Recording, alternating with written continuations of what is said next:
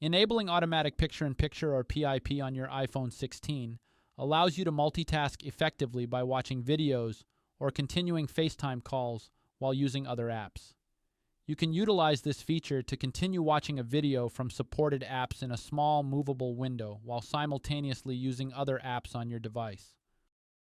Here's how to set it up on the new iPhone. To begin, swipe up from the bottom of the current display to get to the home screen. From the home screen, tap on the Settings icon. In the Settings menu, scroll down and tap on General. Next, tap on Picture-in-Picture.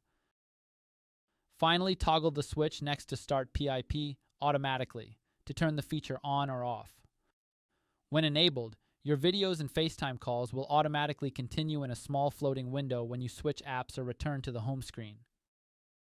You can reconfigure this setting at any time by following the same steps to return to the General Settings menu of your iPhone. And that's it. Please subscribe to this channel if you found this video helpful. Thanks for watching.